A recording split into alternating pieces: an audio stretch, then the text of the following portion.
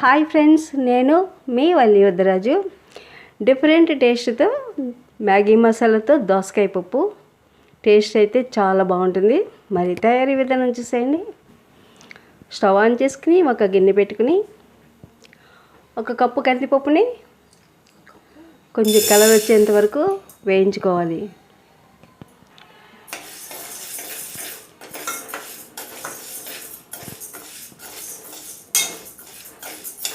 ఇలా వేయించుకున్న కందిపప్పుని మంచి అరోమా వచ్చిన తర్వాత ఒక బౌల్లోకి తీసుకుని స్టవ్ పైన కుక్కర్ పెట్టుకోవాలి. ఈ కందిపప్పుని 2 సార్లు బాగా కడుక్కుని కుక్కర్లో వేసుకుని ఒక కప్పు కందిపప్పుకి 3 కప్పులు వాటర్ వేసుకోవాలి.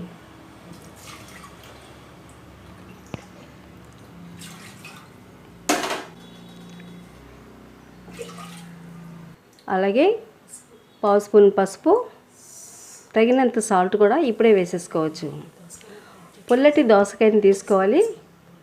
ఒకవేళ దోసకాయ అంత పుల్లగా లేకపోతే 2 టమాటాలని చింతపండుని కూడా ఇప్పుడే యాడ్ చేసుకోండి. దోసకాయతో పాటు 2 టమాటాలు కూడా యాడ్ చేసుకుని లిడ్ కవర్ చేసుకుని 3 విజిల్స్ వచ్చినంత వరకు పప్పుని ఉడికించుకోవాలి. చల్లారిన తర్వాత మూత తీసి చూస్తే పప్పు బాగా కుక్ అయింది. ఇప్పుడు ఈ పప్పుని ఒక సైడ్కి పెట్టుకుని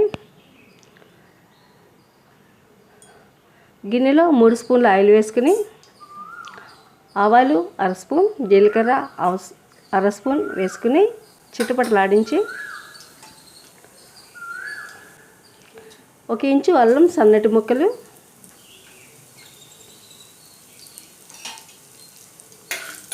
వేసుకుని దోరగా వేయించుకోవాలి. అలాగే 1 ఉల్లిపాయ సన్నటి తరుగు,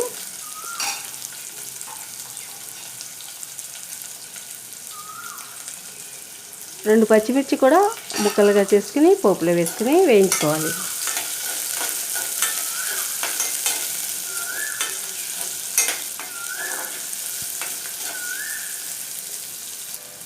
అలాగే 1 రెబ్బ కరివేపాకును కూడా తీసుకుని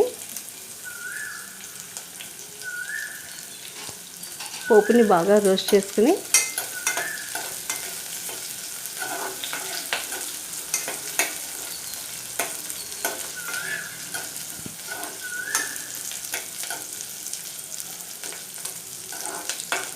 పోపు బాగా వేగాలి. అప్పుడే పప్పుకి బాగా టేస్ట్ యాడ్ అవుతుంది. 1/2 స్పూన్ వరకు కారం యాడ్ చేస్తున్నాను.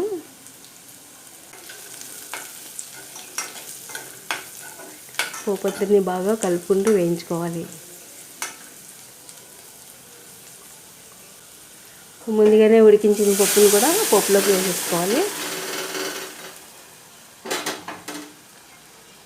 మీరు కావాలనుకుంటే పులుపు తక్కువ ఉందనుకుంటే కొద్దిగా నిమ్మరసం కూడా చల్లారిన తర్వాత వేసుకోవచ్చు. పప్పు అయితే కొంచెం పుల్లగా ఉండేటట్లుగానే చూసుకోండి. ఫైనల్గా మ్యాగీ మసాలా వేస్తున్నాను. ఇప్పుడు టేస్ట్ డిఫరెంట్గా ఉంటుందన్నమాట. అంతా బాగా మిక్స్ చేసేసుకుని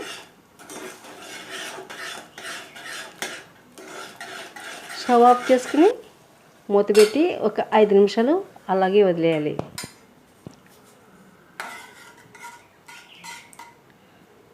దోసకాయ పప్పు రెడీ అయిపోయింది. దీన్ని ఒక బౌల్లోకి తీసేసుకుని ఈ మ్యాగీ మసాలాతో దోసకాయ పప్పు రైస్, చపాతీ, పుల్కాలోకి చాలా చాలా బాగుంటుంది.